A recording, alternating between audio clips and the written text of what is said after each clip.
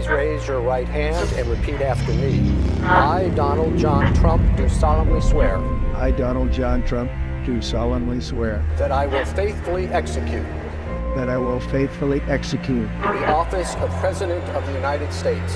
The office of President of the United States. We have been given a gift by God today to usher in a new dynasty. Now you get RFK Jr. Don't you want a president who's going to make America healthy again? You get Tulsi Gabbard.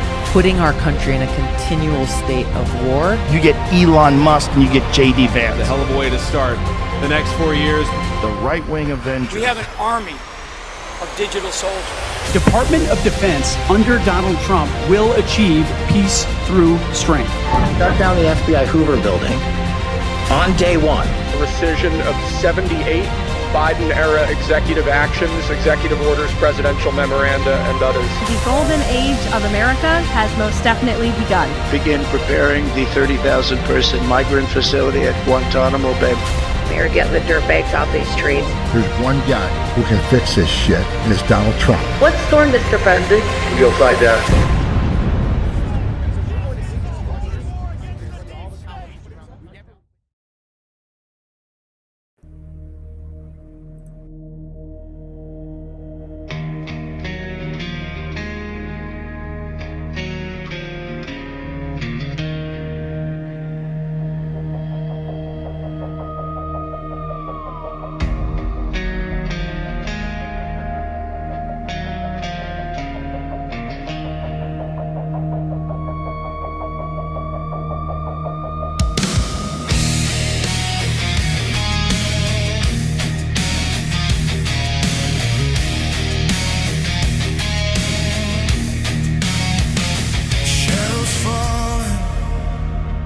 Thunder breaks, the ground is shaking from the weight. Voices crying in the night, but freedom burns a steady light. We hold the line, we won't let go. Through every trial, the truth will show. This is your daily dose. Open your eyes, see through the smoke, see through the lies. Rise from the silence, hear freedom's call. One voice, one people, united we stand tall.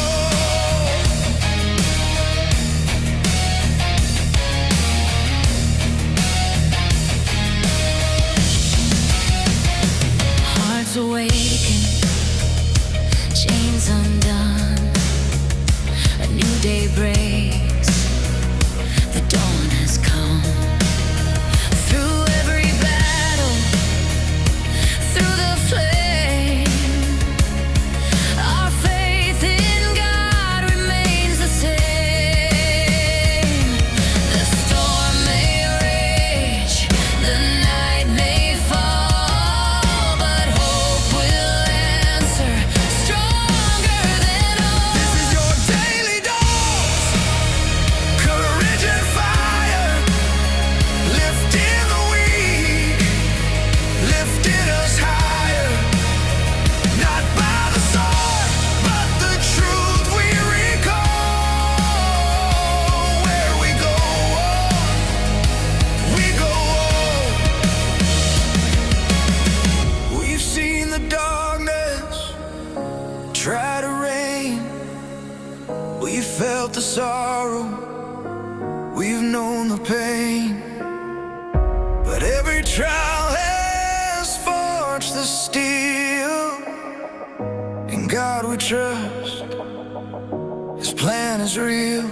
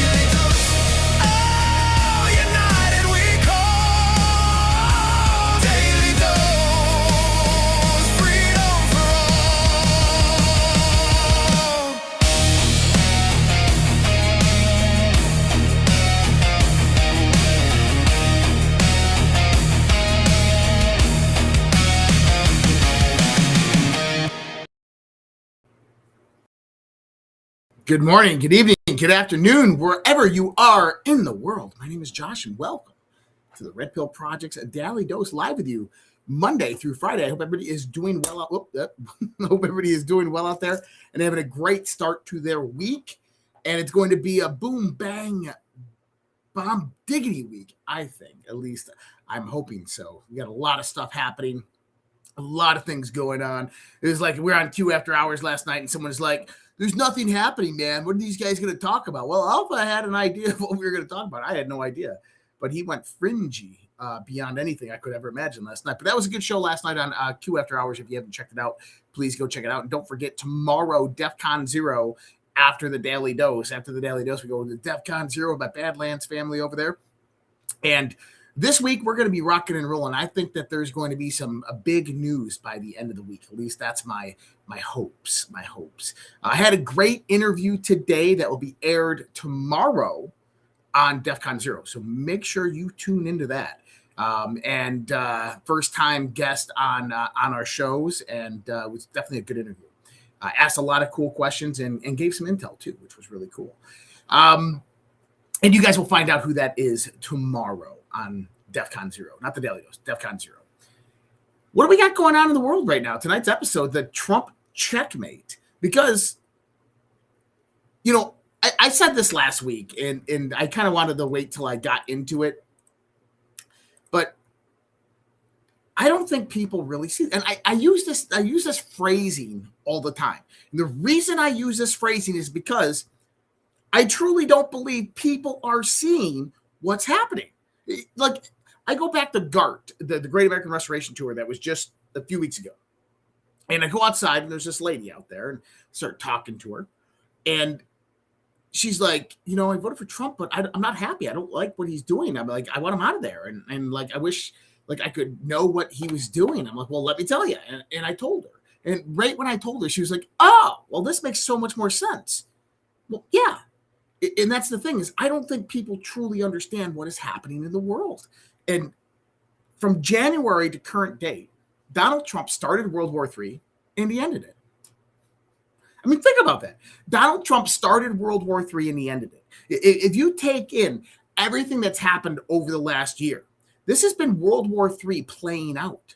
And I know some people are like, well, dude, World War III has been going on for a long time. Yeah, we're just using the analogy here. Okay? But let's look economically, politically, militaristically, right? Let's just look at the global landscape and watch what's happened over the last 14 months, 15 months since the Trump administration has came in. 2025 was a complete psychological warfare operation, but it was done with purpose and intention. The whole idea of Trump going out there and renegotiating tariffs, renegotiating trade deals to reduce the U.S. deficit was to undermine the complete banking cartel system that has operated on this planet for over 100 years and controlled militaries and governments alike around the world, right? We all saw that. We talked about that. We discussed that. At the same time he was doing that, unbeknownst to a lot of people, what he was actually doing by doing that, renegotiating these trade deals, is that he was dismantling the Chinese Belt and Road Initiative. He was going in and undermining China at every angle. And he did this by pre-positioning China into an economic calamity to where they could not react to what he was doing economically because they held so much U.S. debt already. This all curtails to around January timeframe to where he invades Venezuela. He takes out the two legs of Chinese energy superiority, where China was purchasing energy around the world at 30% market rate. Them and European nations, UK, so forth, were buying oil under Western sanctions from Venezuela and Iran. He goes in, he takes Maduro out, and I don't think Maduro was taken out. I think Maduro volunteered to get taken out and probably collected his own ransom, his own $50 million, and is probably going to be in witness protection at some point. That's why they took his wife with him. But basically handing over control of Venezuela to Donald Trump. At the same time, Donald Trump wins the lawsuit to take over control of the Panama Canal. And then you have Peru, Ecuador, you have Colombia, all start to align with Donald Trump and moving away from the Belt and Roads Initiative. you don't know what the Belt and Roads Initiative is, China has, over the past, 8 to 9 years, invested hundreds of billions of dollars around the world, Northern Africa, Middle East, Central and Latin America, to build out infrastructure in many of these countries. Kind of going after the curtails of Western imperialism. They go in there as the nice guy and say, hey, we will build roads, we'll build highways, we'll build railways, we will upgrade your port systems. But what we want is we want to deal on your resources, your rare earth minerals and metals, and your oil and gas. And they struck deals and they put in their infrastructure. And now Donald Trump is going in there and dismantling it. That is a complete undermining of China's future homogeny, of which they were trying to position themselves to be in, to a hyperpower state of which they were planning to get to once they obtained superiority through artificial intelligence. And at the end of the day, this is what it's really all about. It's about artificial intelligence. And I know that that seems very vague, but when you start to understand the power behind the technology of artificial intelligence, you begin to realize that this technology is not going to be like the computer or the internet. It is going to completely revolutionize the world. Imagine a technology that can think for itself, build itself. It can reprogram itself, develop new code lines to better optimize itself and make itself more efficient. But not only that, to where you can give it a problem, a basis of science, and it can therefore complete that science. You can give it new thoughts on innovation, and it can develop all new different ideas of how to do things, power generation, going into thermal efficiency within engines and various other propulsion systems, going into the idea of biology, how to cure diseases. And I know we hate big pharma, we do. But you know what happens when big pharma is taken over by artificial intelligence? And you have a system that is programmed, and this is what I actually hope, is programmed to where it can't harm you. And then it is producing cures for diseases that it just becomes unbelievable. That is some severe power that is going to come out of artificial intelligence. Well, here's the thing. China was and kind of still is winning that game in artificial intelligence. Artificial intelligence has 3 primary bases. It has data, which we all know and understand. It has computational power. It needs the chips. And most importantly, the foundation, which is energy. Hence why there is a war right now on energy. It is World War III, and Donald Trump is winning. And Donald Trump is not only winning, he's basically already won. He's dismantled 100-year-old systems. He's dismantled the largest infrastructure system developed by a developing nation in the world, by a first world nation in the world, in less than 1 year. It's truly remarkable what has happened over the course of the last year. And I think that most people are just like, but Donald Trump suppressed the Epstein files, and he's in them, and he's working with Israel, and all that nonsense. I can tell you with absolute assurity that Israel is not the reason we went into Iran. Why?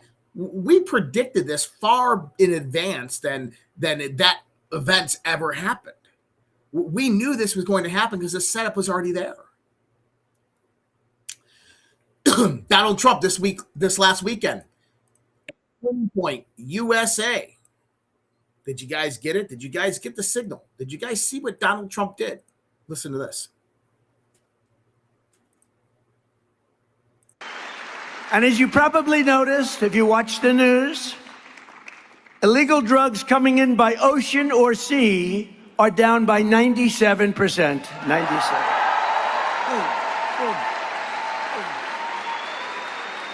And we're trying to find out who the 3% is, because I consider them to be perhaps the bravest people anywhere in the world. Boom.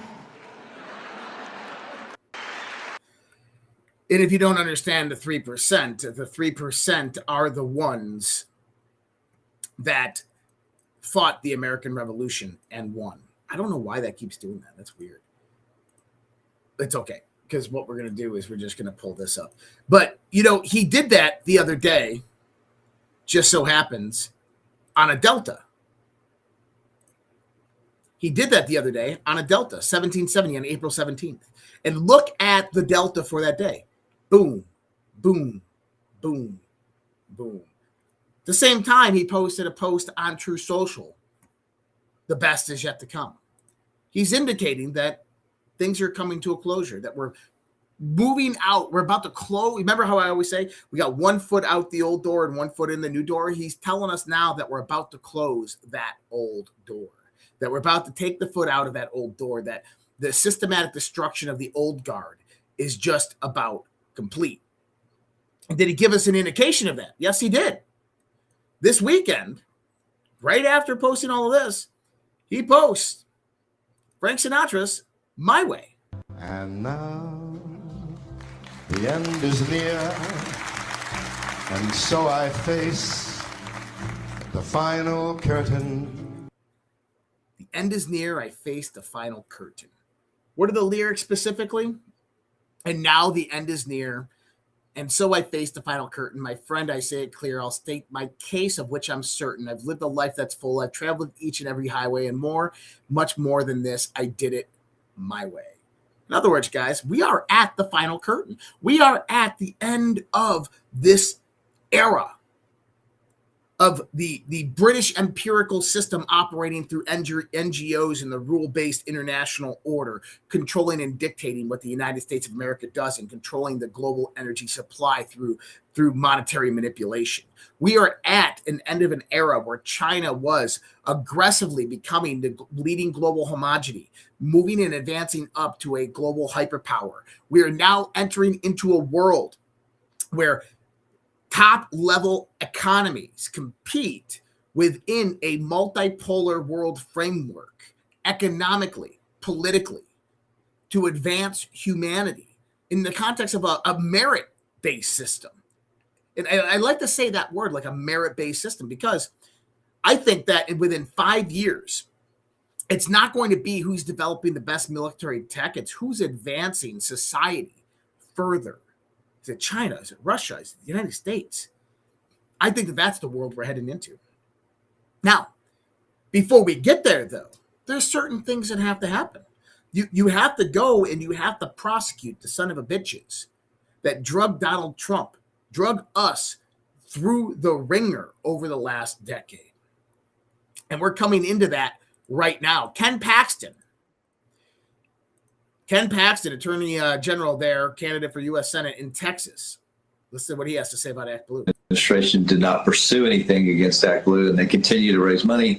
So then, of course, more recently, there was testimony from Congress by some of the Act Blue lawyers acknowledging that Act Blue had lied to Congress. They had not disclosed some of the problems with their fundraising, including potential using straw names and using names that were not matched to the actual donors, and also potential foreign investments, which is also completely illegal. So we actually tested it. We actually had my attorney go online and test it, and we were able to make donations without fully disclosing who we were. So we know the site's not, and they're raising money inappropriately. So we have now sued them. We're going to use discovery to try to understand more fully how big of a problem this is. That's just Texas. What else is going on? Well, John Solomon discussing it. Let's listen to this. News.com. Ben Weed and I just broke a story. Remember we had Chairman Brian Stile on here. He's been leading this investigation since the summer of 23.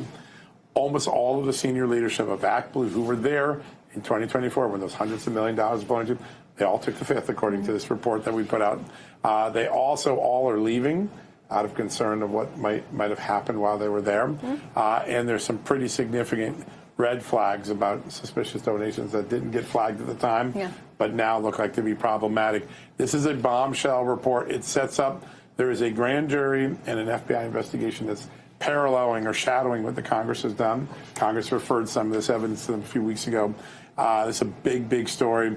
Act Blue, John Brennan, James Comey, all in the deeps of very serious criminal investigations. And Cash Patel on TV yesterday saying couple weeks, 2 weeks, you're going to see some big arrests and indictments.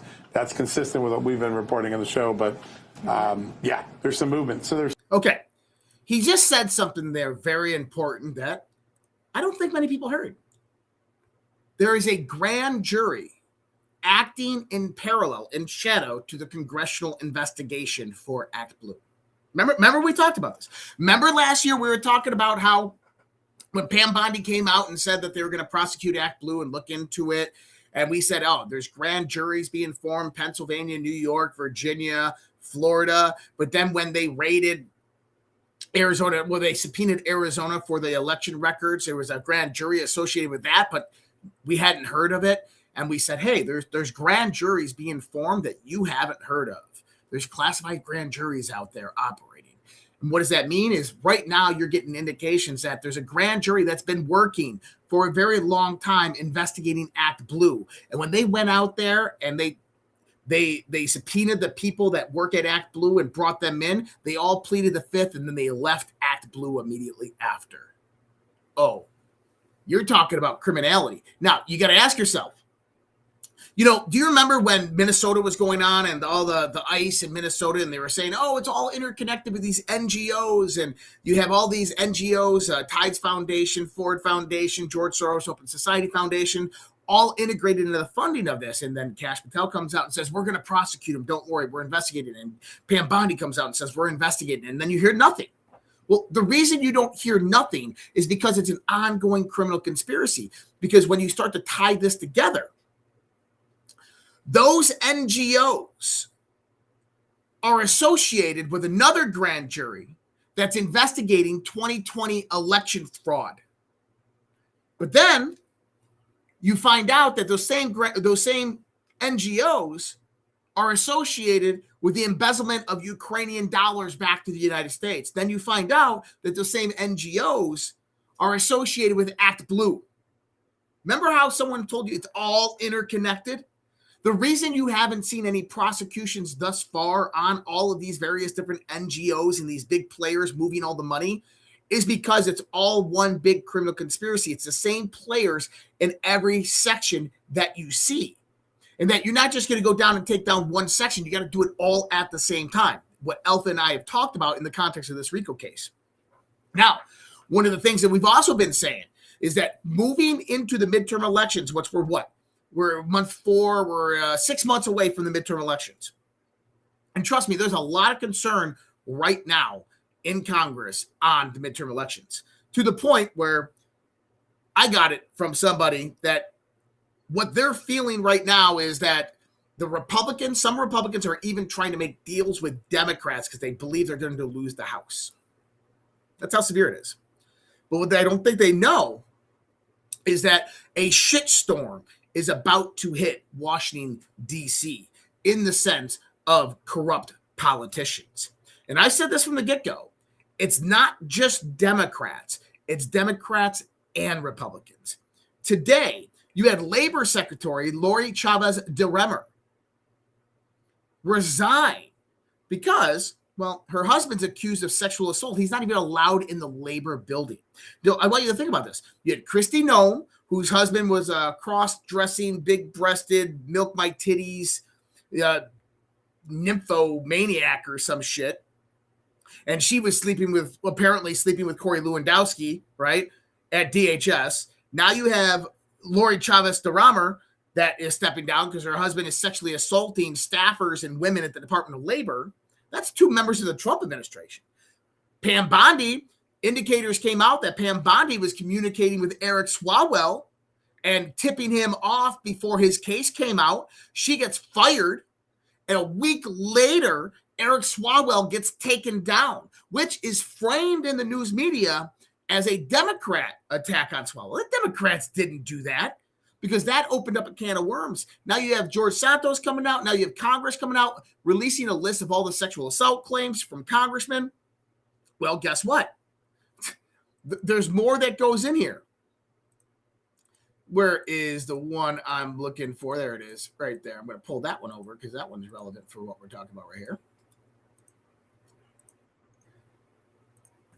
So what I want you to start thinking about is is as more documentation begins to come out, we already see right now with the Fort Pierce, Florida grand jury, right?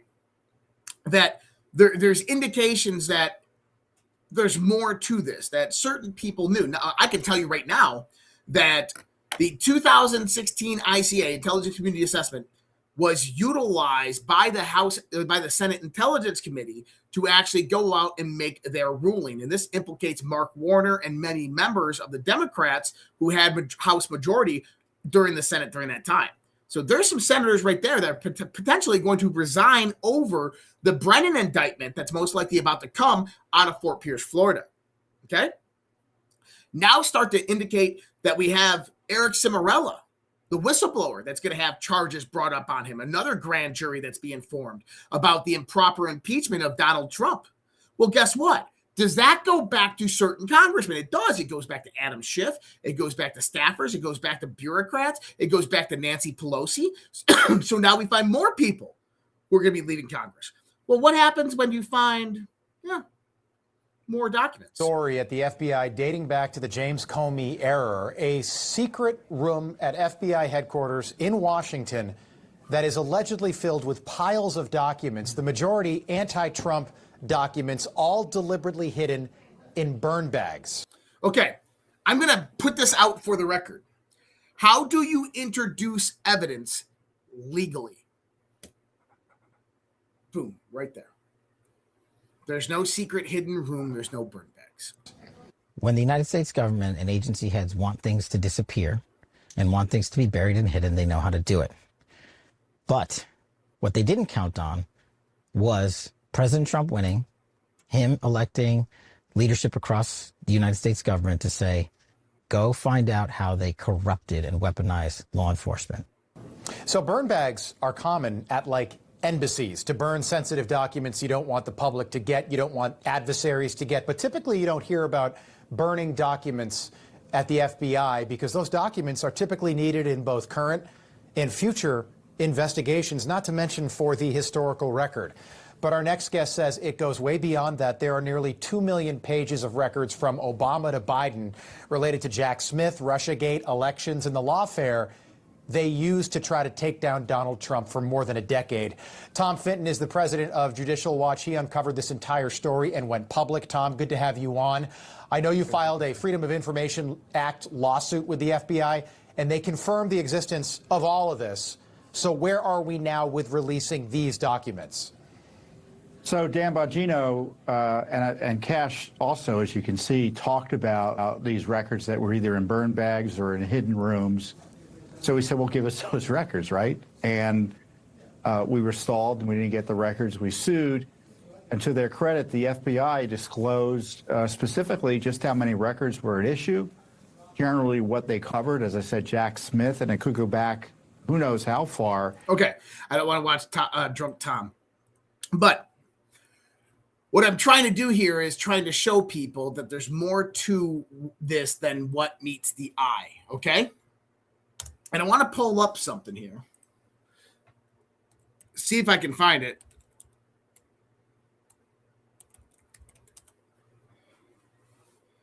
So let me see if I can find it.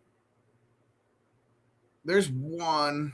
Oh, there it is. Bing, bing, bing, bing. Well, look at that. I think we just found it. 3850. Look at this guy. We're going to pull this up. How do you introduce evidence legally? Right? How do you introduce evidence legally? How do you introduce high crimes corruption to the public?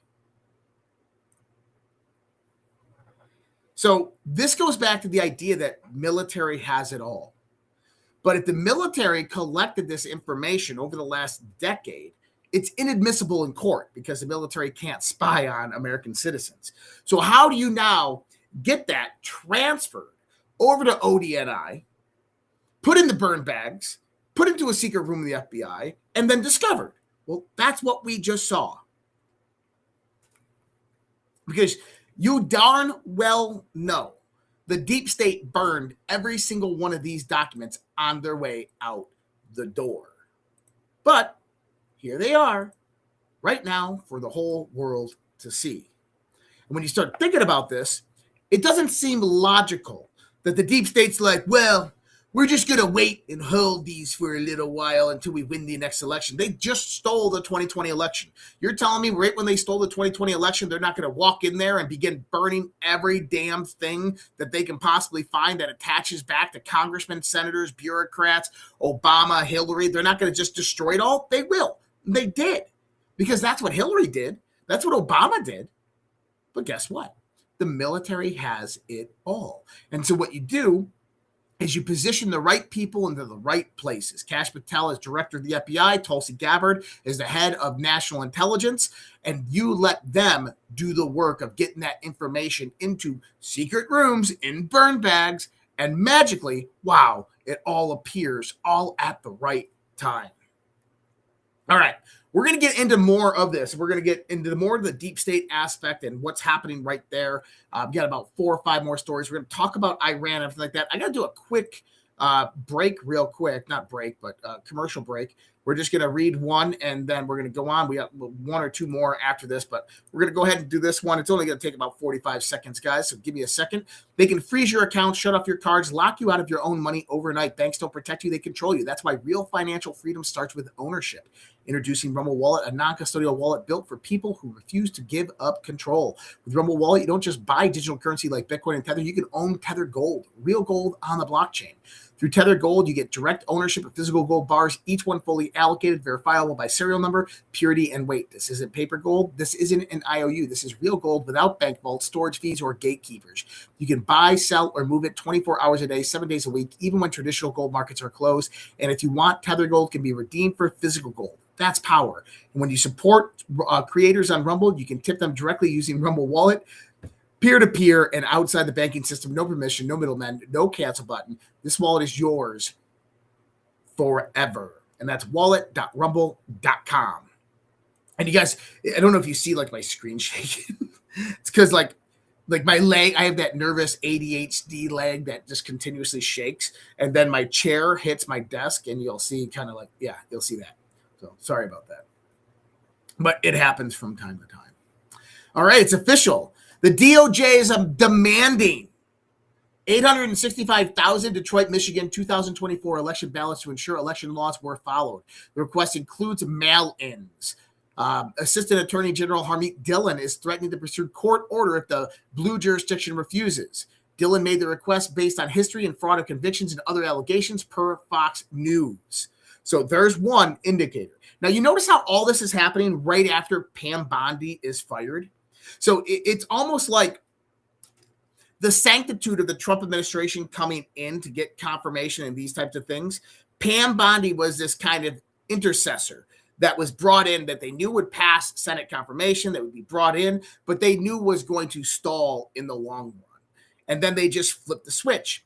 During the time that Pam Bondi was in position and power, secretly you had Todd Blanche setting up everything around the world, grand juries, doing the investigations, doing the work, but no prosecutions. Why? Because the moment Pam Bondi is out of the way, Todd Blanche comes up and boom, things start hitting. Boom, boom, boom, boom, right?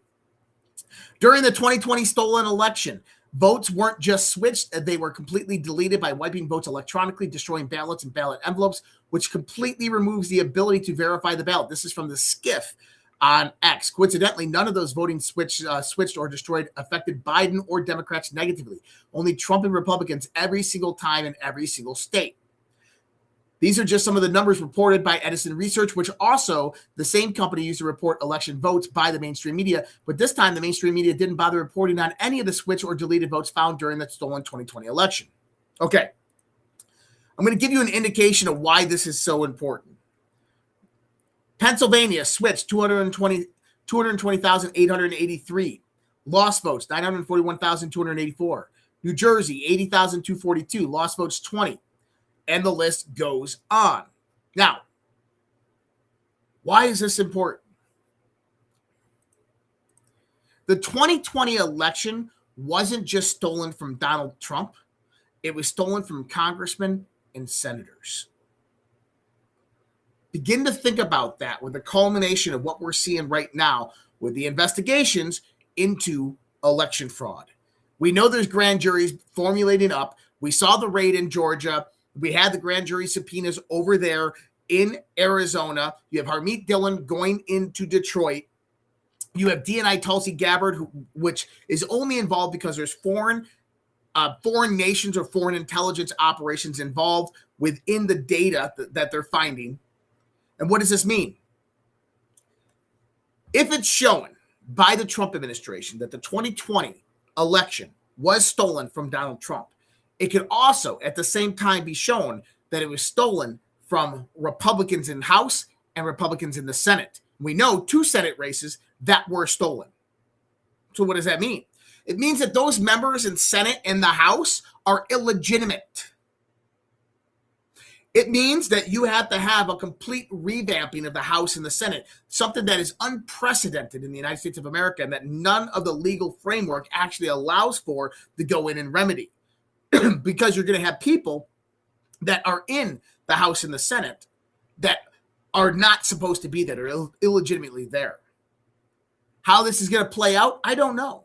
But one thing I can tell you is that this summer, you're going to see a massive amount of information come out about election fraud, about NGOs, about campaign financing, about sexual assault and other Epstein-related type of convictions, focusing on congressmen, senators, Democrats, Democrat networks, Democrat donors, Republican donors, to the point where you're going to have resignations within Congress and Senate, very similar to what you're seeing right now. I think McCormick is about to resign this week. You probably got Corey Mills that's going to resign next week. And you have more that are coming down the chute over the course of the next few weeks. And Miss Lady Badgers, pure character flying in the air with a red cape and smile on his face. $10 super chat over there on YouTube. Thank you so much, Miss Lady Badgers. I appreciate that, guys. And I was just looking to see if Rumble had anything coming in. I don't see anything that came in through Rumble. Oh, man, sad. YouTube's beating Rumble tonight. Oh, well, YouTube's beating Rumble. I don't ask you to support me with super chats and stuff like that. If you're going to support, go to redpills.tv. If you want to support me, go to redpills.tv and help support me over there. And actually, I mean, we can talk about that. I do have that that workshop coming up May 2nd. May 2nd. It's a Saturday, 6 p.m. Eastern time. I am doing probably a 1 to 2 hour workshop on the occult, on demystifying the occult for everybody. We have a lot of people that have already signed up. So if you're interested, go to redpills.tv. On the front page, you're going to see it right there. And you can join up on that and get access to it. It is limited seating, so I don't know how many seats are left. But so if you're interested in getting into it, make sure you get signed up this week because it's very limited seating. Joe DiGenova, listen to what he says. This is a few years back, but this is the guy that Todd Blanche just brought in to investigate Versicolor. And one thing they can't understand is why is Andrew McCabe still at Christopher Wray's right hand inside the senior offices of the FBI? I mean, McCabe and Strzok and Page are all out of the same cloth. They conspired to exonerate improperly and politically Hillary Clinton, and also, if she lost, to frame the incoming president of the United States with a false crime. This is a constitutional crisis, and Congress better stay on it until they get all the answers, and then there needs to be a grand jury. FBI officials and Justice Department officials in the Obama administration at the time. It's never done. Okay, so he's calling for a grand jury. Well, guess what? He's going to be the main U.S. attorney that's going to get on top of that. What else does he have to say? More current, because that was 8 years ago when he said that. What's he saying today? There'll be a grand jury. There should be a grand jury in the Southern District of Florida, a special grand jury to investigate this, where all these people can come and testify or take the fifth. Barack Obama, James Brennan, John Brennan, James Clapper, James Comey, everybody, Lisa Monaco, they'll all be going to Florida. That's where this grand jury is going to be. I predict there will be a grand jury in Florida in the not too distant future. That's how you create accountability. through the criminal justice system. Congress can hold hearings. That's wonderful. I'm all for it. But nobody gets punished in a congressional hearing. This conspiracy against President Trump deserves punishment, not just a lecture. People need to go to prison. So if you're running this investigation, how do you start? Do you start top down, bottom up? You start with the, with the least protected and go after that person and work your way up the ladder? Or do you start with President Obama and work your way down? How do you go about this? Well, you're going to need about 10 prosecutors and about 25 FBI agents. You have to send out a number of subpoenas for telephone records, email records, text messages, because I can assure you that all these people are destroying paper records right now. But they cannot destroy the electronic records because they exist in the cloud, and they'll never be able to get rid of those. You start bringing in, and by the way, you ask a very important question. Ordinarily, in an investigation like this, you start at the bottom and work up. In this situation, where we have such incredibly credible evidence that evidence against the people at the top, that you may very well start your grand jury investigation with the former president of the United States, the vice president, the attorney general, Loretta Lynch, Sally Yates, who was the deputy attorney general, a number of key influence makers, because they're going to have to make their decisions very quickly. And each of them knows that if they don't tell the truth, they're going to be indicted for perjury. It's not even a close call. These people are not going to get away with this. This is the guy that is now assigned as the U.S. attorney, headed down to Florida to oversee the grand jury.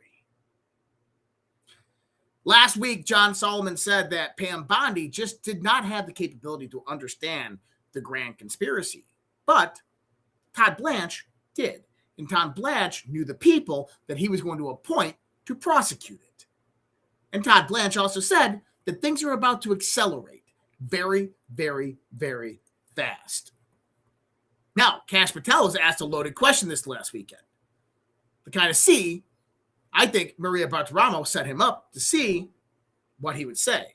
Listen to what Kash Patel says. We are not going to take this and have not taken this laying down. We did already indict former Director Comey, and that's going through the judicial process. But we also, at this FBI, even though we uncovered what we uncovered back in the House Intel days, I had to come in here and find rooms that they hid from the world. I had to come in here and find access on our computer systems in restricted and prohibited case files that they purposely put in places for no one to see and find. We have found all this information. We are working with our Department of Justice partners, and I am never going to let this go, because they not only have personally attacked the presidency of the United States and President Trump, but they tried to thwart our elections and rig the entire system. And that is not something that is going to stop. That is not something I'm going to allow on my watch. Right. But you just have to remember, they built this disease temple over 20 and 30 years. We've got all the evidence. I can announce on your show that we've got all the information we need. We're working with our prosecutors at the Department of Justice and their Attorney General Todd Blanche, and we are going to be making arrests, and it's coming, and I promise you, it's coming soon. Well, holy shit. You know, I'll believe it when I see it, but I believe it this time. I actually believe it this time. Now, here's something very, very interesting.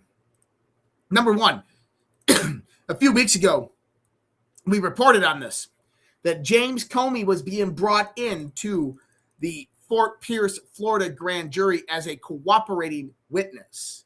CBS News reports today cooperating witnesses in criminal probe of ex-CIA Director John Brennan subpoenaed to testify before the grand jury, according to sources. Now, that's kind of interesting because, well, Jimmy Shaman right here reminds us of the Q post. Bruce Orr, demoted 2 times. Cooperating witness, Peter Strzok. Cooperating witness, Lisa Page. Cooperating witness, Bill Priestov. Cooperating witness, Mike Corton. Cooperating witness. Could it be that Q knew exactly what he was talking about? Q understood the line of how this was all going to progress. Start to believe it. It's happening, guys. What an interesting time to be alive, isn't it?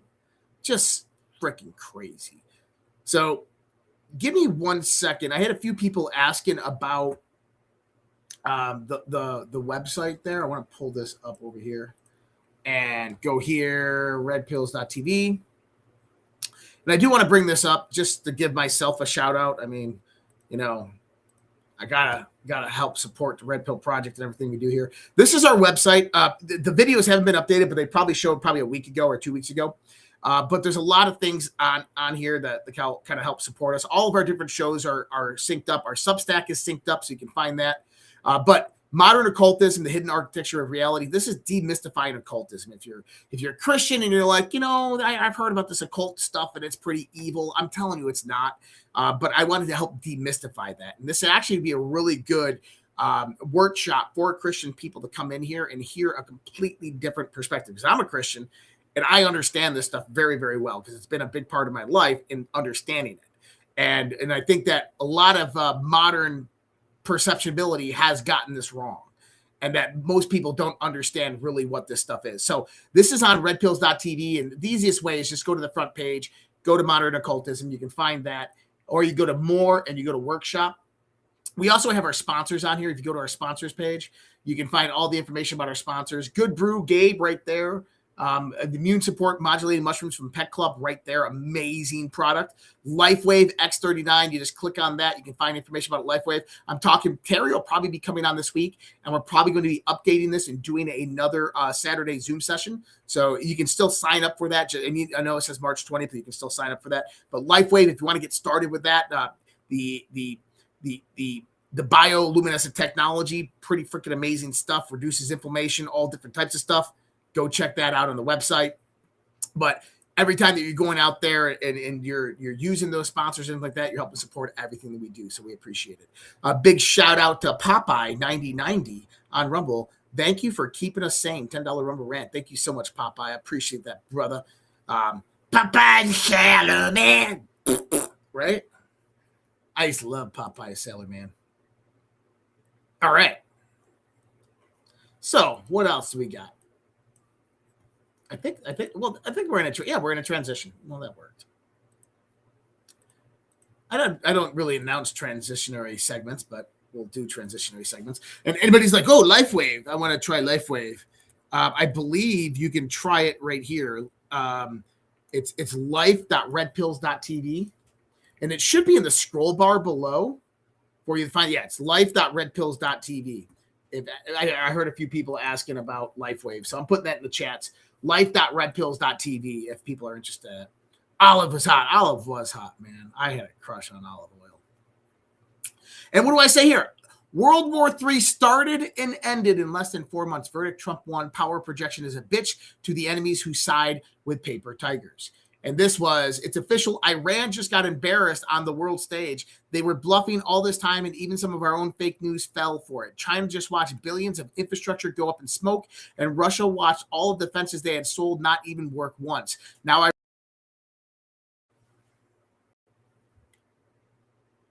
Okay, I think I'm back. We lost. I think it was because I'm dangling the cord right here with my foot that's moving. I think we're back. Okay, we should be back. Okay. Now Iran has a $250 billion rebuild. Yes, they do. We sailed 2 destroyers straight up the gap under zero enemy fire. NATO navies could have joined. They didn't. Remember all the talk about Iranians collecting tolls? More bluffing. Apparently, they weren't able to collect a single toll. They couldn't pull off the processing because they had no banking, internet, or comms. It was just a couple of Iranian sailors sitting on a dock with their hands out.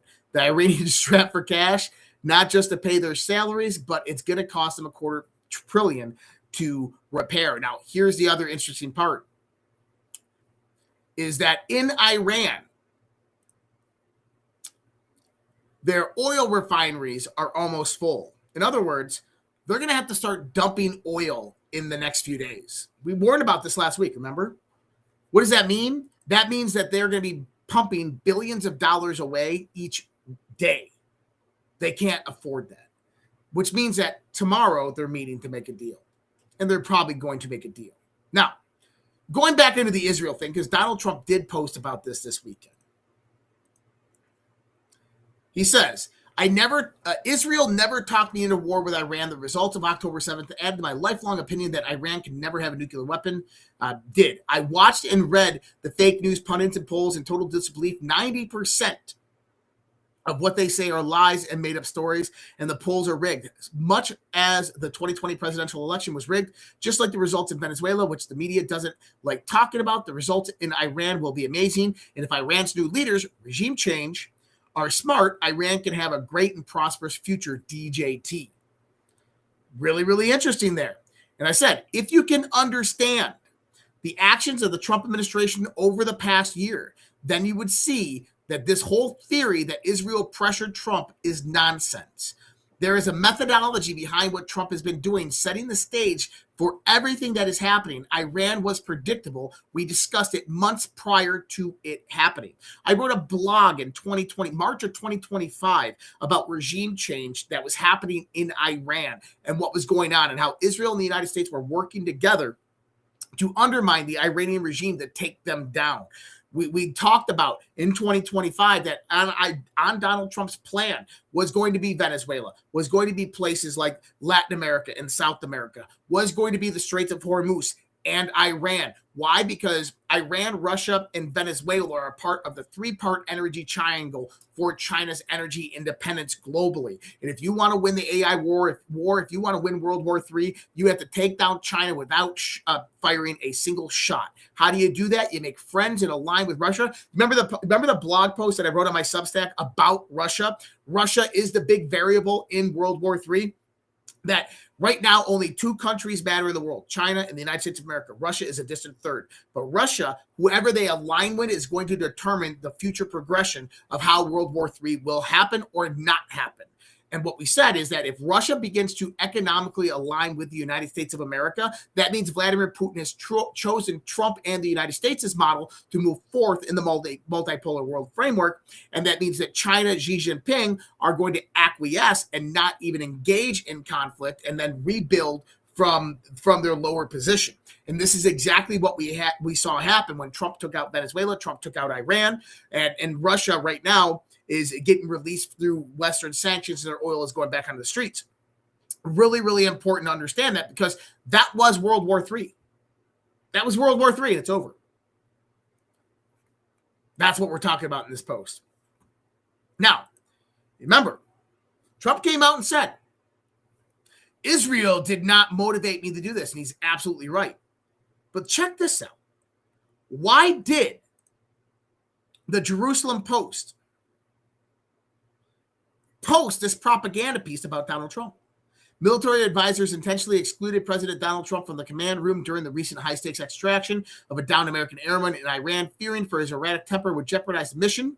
According to the Wall Street Journal, the move came during a period of intense agitation for the president following downing of the U.S. jet by Iranian forces. Trump reportedly spent hours screaming at aides in nearly every empty West Wing. There is absolutely no truth to this whatsoever. But the Jerusalem Post is the Mossad mouthpiece. You have to wonder why they are now making up propaganda bullshit about Trump. And that goes back to the misalignment of Israel's objectives in Iran and Trump's objectives in Iran. In other words, Trump has undermined Israel's objectives. Trump has basically shut off the Israel war machine in Lebanon, in Iran, by direct authority. And here's the thing, is they can't do anything about it because it's all about perception politics. It's all about power projection. Donald Trump came out today. The deal that we are making in Iran will be far better than the JCPOA, commonly referred to the Iran nuclear deal. Listen to this shit.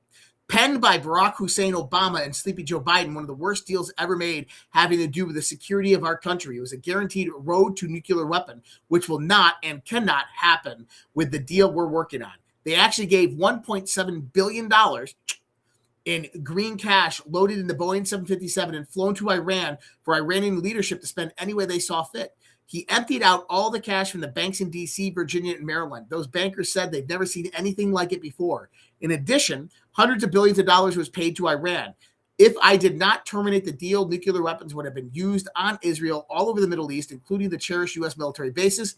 The fake news, like lightweight Washington Post journalist David Ignatius, loves to talk about the JCPOA, knowing that it was dangerous and a complete embarrassment to our country. If a deal happens under Trump, it'll guarantee peace, security, and safety, not only for Israel and the Middle East, but for Europe, America, and everywhere else. It'll be something the entire world will be proud of, instead of years of embarrassment and humiliation that we have been forced to suffer due to incompetent and cowardly leadership. That is like a Q post in itself if you weren't paying attention. All right? Because all of that is in the Q boards. Let me see something here. Man, I get in such a uplifting mood when I'm on these podcasts. I'll tell you that much. So, Donald Trump, we're at the point of deal or annihilation. And I know there's video clips for all these, but I don't know. He says lots of bombs. Fox News alert, the Iranians have 48 hours to get it together, or it's bridge and power plant day. Trump's not being unreasonable. Without a deal Wednesday in primetime, he says lots of bombs start going off. These Iranians are squirrely. On Friday, they said the Strait was open, and Saturday they shot up 2 Indian ships. Here's one of the captains begging for mercy. Listen. Navy, Sepa Navy, you get me clearance. You get me clearance to go. Sepa Navy, this is Motoranga Sanmar Herald. You get me clearance to go. My name second on your list. You get me clearance to go. You are fighting now. Let me turn back. The president says Iran violated the truce. They got a little cute, as they have been doing for 47 years, and nobody ever took them on. We took them on. They have no Navy, they have no Air Force, they have no leaders, they have no nothing. Actually, their leaders are, it is regime change. You call that enforced regime change. But we're talking to them. They wanted to close up the Strait again, you know, as they've been doing for years, and they can't blackmail us. The Iranians even tested the U.S. Navy. We confronted a blockade runner in the Arabian Sea. After a warning shot, we fired on it. Motor Vessel Tosca, vacate your engine room. Vacate your engine room. We're prepared to subject you to disabling fire.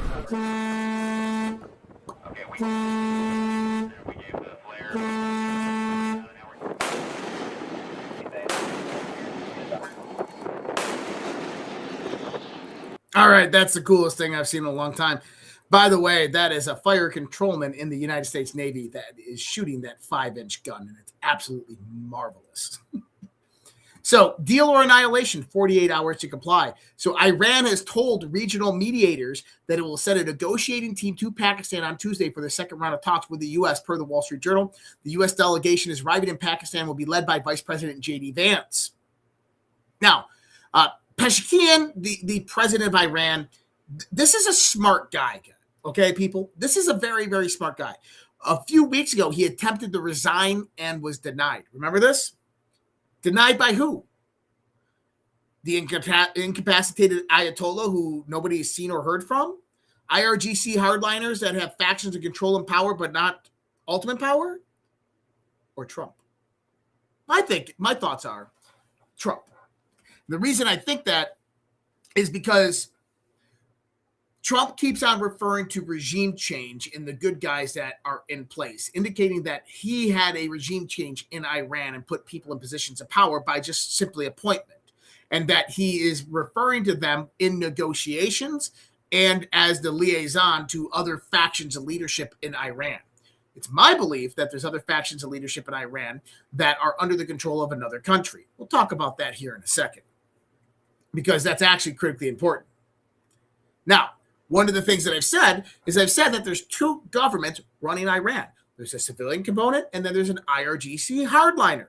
Now, I had some guy that obviously didn't know who I was, and I said, "You don't know who I am?"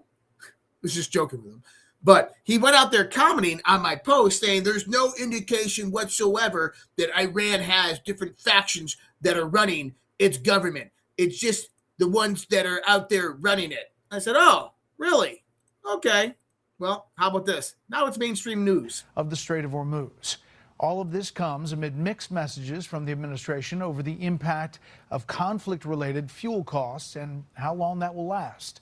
Senior White House correspondent Jackie Heinrich starts us off tonight live from the North Lawn. Good evening, Jackie. Good evening, Brett. A source familiar tells Fox the Vice President J.D. Vance, the Vice President, Steve Witkoff, and Jared Kushner are going to be leaving the U.S. for Islamabad soon, even though the Iranians are threatening not to show up to these negotiations unless the U.S. removes this naval blockade. The tension's very high after American forces seized an Iranian-flagged sanctioned vessel that tried to blast through the blockade this weekend. President Trump invoking wartime powers Monday, using the Defense Production Act to get ahead of rising energy costs amid the war in Iran. A White House official says 5 signatures from the president now authorize funding from the Big Beautiful Bill for projects like coal-fired power plants, manufacturing facilities for gas turbines and transformers, and electrical production sites, as the Energy Secretary dampens expectations for when gas prices may return to $3 a gallon.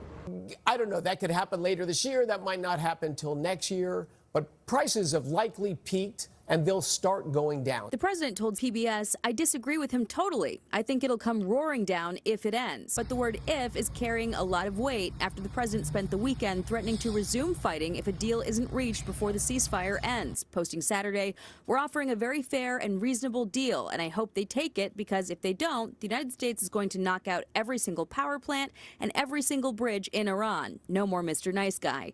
Hours later, a sanctioned Iranian ship tried to get past the U.S. naval blockade, prompting a military terror organization. Here's the part that I really want you to listen to. Ahmad Vahidi, the hardline architect of Iran's proxy terror organizations, may be responsible for the negotiations stalling. We had the supreme leader killed, and his son has taken over, and he has not been able to demonstrate that he is really in charge. So there's a leadership vacuum for sure, and it's being filled by the IRGC leadership. Trump says he's in no rush, posting in part. Wait a minute. You're telling me that there's 2 governments in control in Iran, and one's an IRGC hardliner? Exactly the same picture of the man that I posted a few weeks ago saying, why hasn't a bomb dropped on this guy's head yet? Huh. Yeah, this guy. Go back in my X post. You'll find it. Why hasn't a bomb dropped on this guy's head yet? Because he's the IRGC hardliner that keeps on interrupting. And IRGC chief Ahmad Vahidi may be running his own foreign policy, reportedly stalling negotiations from the inside of the White House claims. That's what the negotiations were in Islamabad were all about. Try to identify who's in power control. We're going to go in there with a deal that we know they can't accept, and we're not going to accept their deal. And watch what happens when we agree to certain terms. New people will come in, and it was these guys from the IRGC that came in. This is why Vance got on a plane and immediately left, because they had all the information that they needed. And so what you're going to see next is basically Trump is indicating that you have to overthrow the power and control of this person. Prashian and Geopolitical, they got to overthrow the power of this guy and take back full power and control. So this is going to be really interesting to see how this plays out. Now, my question is, right, is let's go into here. There's 2 posts that I want you to see. Israel has resumed bombing Lebanon, claiming that the ceasefire has already been broken. That's a direct violation of Trump, okay? The next post. The IRGC Navy is publicly calling Iran's foreign minister Arashi an idiot on International Maritime Channel 16. They came back and said, no, we're calling Trump an idiot. No, it was Arashi. And I put this, I said, put 2 and 2 together. The IRGC hardliners are disavowing the civilian government and trying to continue this war. At the same time, Netanyahu is disavowing Trump's orders, undermining the ceasefire. How did Israel have amazing intelligence on the movements of leaders inside Iran? Infiltration, of course. They control many within the IRGC and government. What did Netanyahu say about becoming a regional and global superpower? That Israel will control Iranian oil by building a pipeline through Israel to the Mediterranean. Trump's plan doesn't involve Israel becoming a superpower. The more you know. Now does it begin to start to make sense of why you have the Jerusalem Post coming out with propaganda hit pieces on Donald Trump? Donald Trump coming out and stated that Israel had nothing to do with my decisions to go in and my decisions to leave. It's not that he's separating from them. He's distinguishing between them because of what people are witnessing right now is basically Israel is having a conniption fit because they're not getting their own way, and they have to obey what Donald Trump says because Donald Trump controls Israel. Now, U.S. forces operating in the Arabian Gulf enforced a naval blockade measures against the Iranian-flagged cargo vessel attempting to sail towards an Iranian port on April 19th. The guided missile destroyer, the USS Pruance, DDG-111, intercepted the Tuska as it transited the North Arabian at 17 knots en route to Bandar Abbas. Now, the interesting part is it came from China. And there's a reason why this ship didn't stop and why it was targeted. The ship, boarded by U.S. Marines, was up to no good. The Tuska was traveling from China. The Washington Post says it was loaded with dual-use chemicals used to manufacture ballistic missiles. Beijing just got caught. At the same time that that's happening, 5 more People Liberation Army generals in China and other high-ranking military officials have been dismissed and arrested. Remember what I said about China and the deep state? This isn't necessarily Xi Jinping making these moves with Iran. Xi Jinping wants kind of the multipolar framework to come about. He's trying to clean up his country, but the PLA and the CCP is massively large. You have the elders who are split on faction between Xi Jinping and Jintao and other people within the Chinese government that are still trying for Chinese homogeny. So you have multiple factions fighting for power and control around the world. A big shout out to Dano J, gifted 10 subscriptions on the Rumble channel. Thank you so much, Dano. I appreciate that, brother. And as predicted, dude, I talked about this right when this began. I even think I wrote about it in a blog. Donald Trump is just signing an executive order invoking the Defense Production Act following the increasing energy prices. Remember what I said, is that when the strait closes down and the global economy comes to a point of flex to where there is an energy crisis, Donald Trump will go out there and initiate the Defense Production Act, and he'll bring and start to conserve U.S. oil inside the country, the lower prices in CONUS, as well as to supply to the rest of the world. And this is exactly what we're seeing. Huge. And what it's all about. I mean, there's one graph out there that shows you what all of this is about. This is it. U.S. versus China GDP. And there we are, 2024, right? So it's taken over 2020, the dip, and then right in 2025, the United States starts inclining, China goes sideways, the United States starts to just dominate once again. That's what this is all about. Just in, the U.S. Treasury extends licensing authorization for temporary sale of Russian oil at sea again, and Russia had pre-positioned this oil months ago in advance, like they just knew it was coming. And at the same time, you have Ukraine, United Kingdom, UK, United Kingdom, attacks Russian oil refineries. And we are entering now into the energy wars. It was never about scarcity. It was about control. Okay. We got a quick transition to get into real quick. I'm going to go ahead and refresh that. We're going to do just a transition point. I was looking for something here. And Benson's, they're awesome. Benson Honey Farms. And so we're going to do Benson Honey Farms real quick, and then we'll come back with you guys. And all right, everyone, let's be honest. These days, it's hard to know what's actually real when it comes to food we're putting in our bodies. That's exactly why you need to check out Benson Honey Farms. This is real American honey from a small family-run operation. No additives, no shortcuts, just pure raw honey the way it's supposed to be. And I'll say this, if you're not using honey as a sugar substitute, you're missing out. Seriously, your coffee, your tea, your recipes, they all just got an upgrade.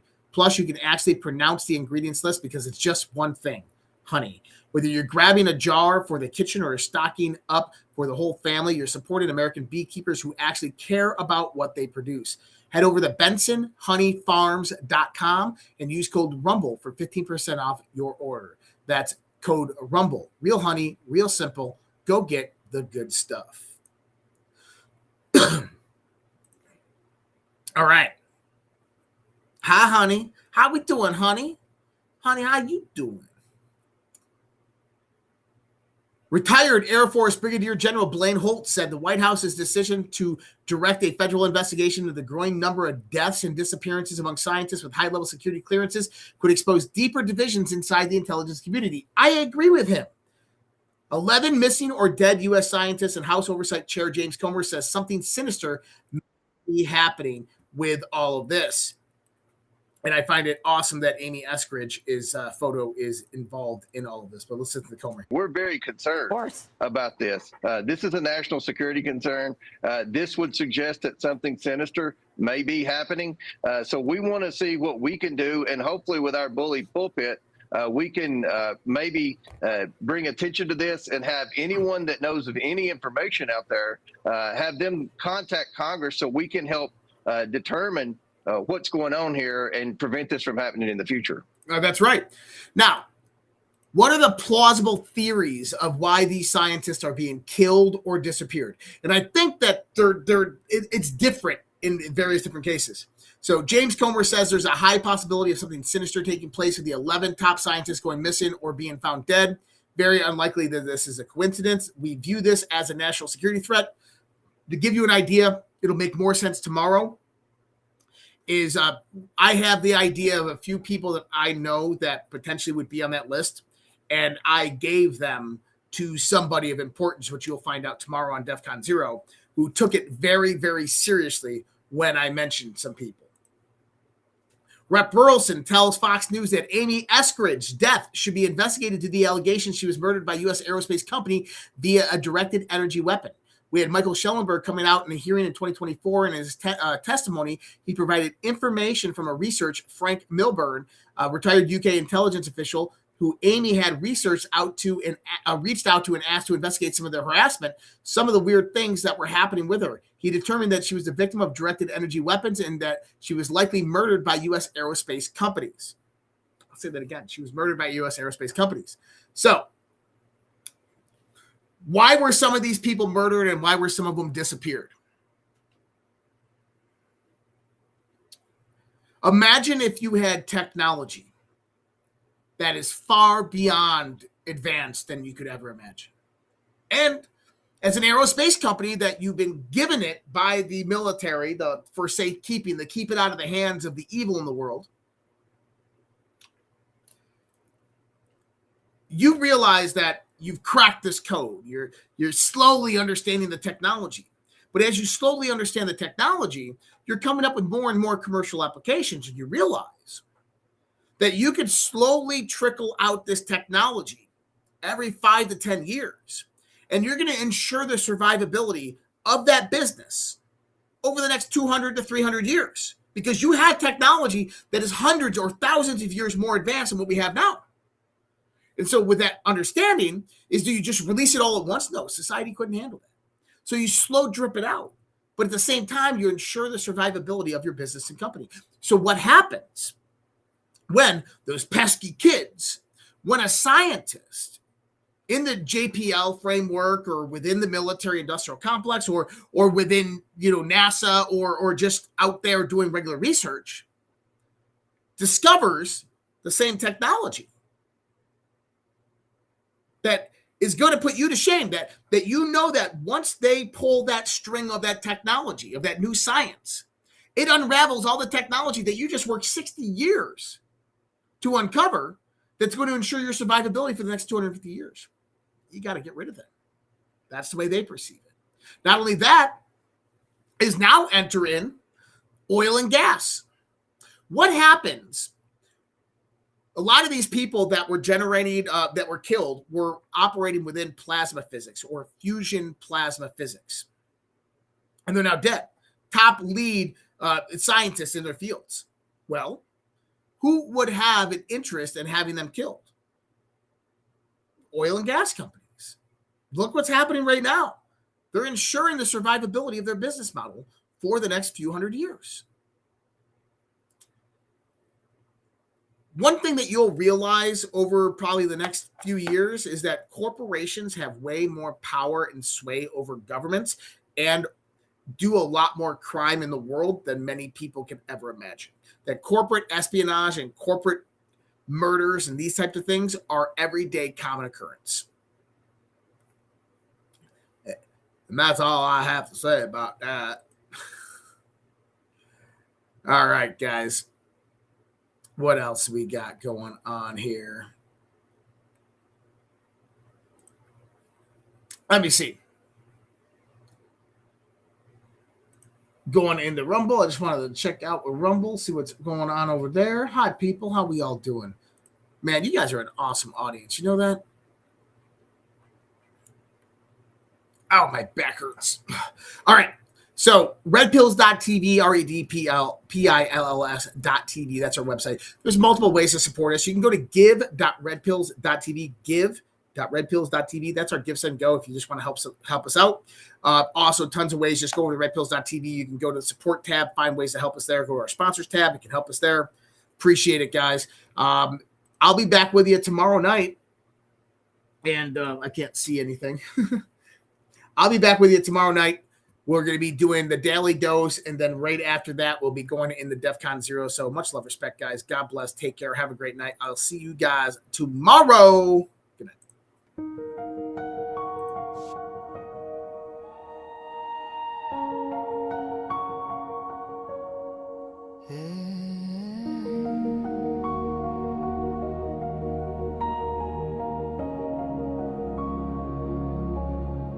There was a time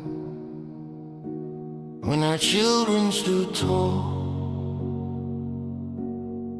hand on their hearts,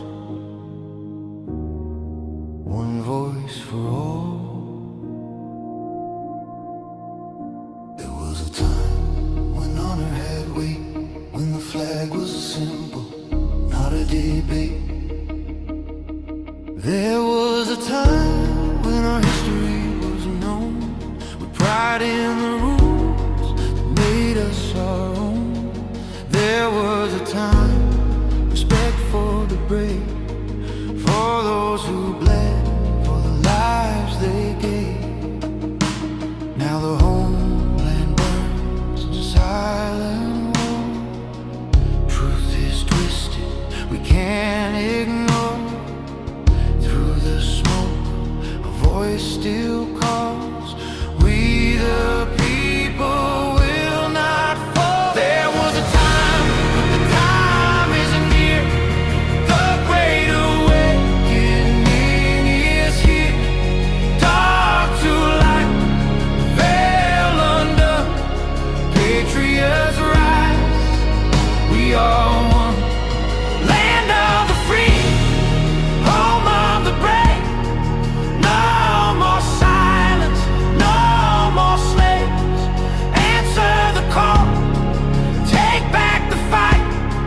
Children of freedom, stand for the light.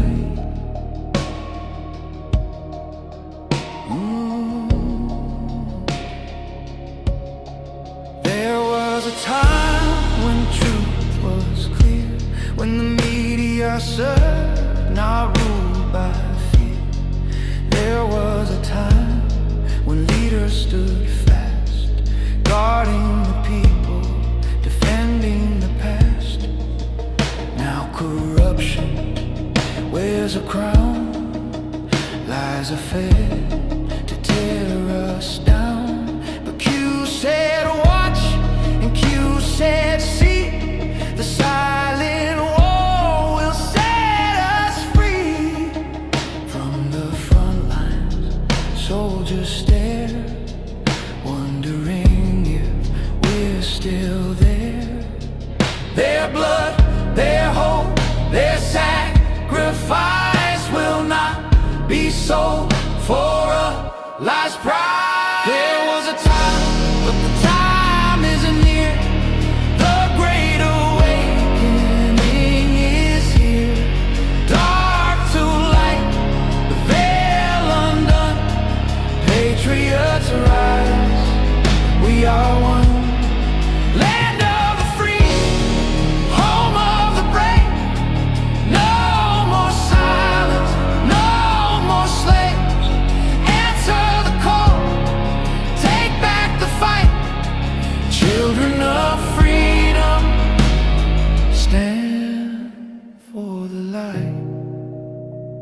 Freedom is never more than one generation away from extinction. It must be fought for, protected, and handed on. Or we will spend our sunset years telling our children what it was once like in the United States where men were free. There was a time is near, the great awakening is here. Dark to light, veil undone, patriots rise, we are one. Land of the free, home of the brave, no more silence, no more slaves. Answer the call, take back the fight. Children of freedom, stand for the light. There was a time, there was a time, now is the time. Do it.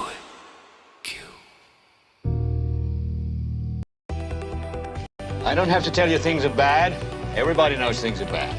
The air is unfit to breathe, and our food is unfit to eat. I don't know what to do about the depression and the inflation. I want you to get mad. I have come here to chew bubblegum and kick ass. And I'm all out of bubblegum. People should not be afraid of their governments. Governments should be afraid of their people. The more you fuck around, the more you're going to find out. These people are still a part of that system, and that makes them our enemy. We accept the reality of the world with which we're presented. It's as simple as that. I want you to get up right now and go to the window, open it, and stick your head out and yell, I'm as mad as hell, and I'm not going to take this anymore!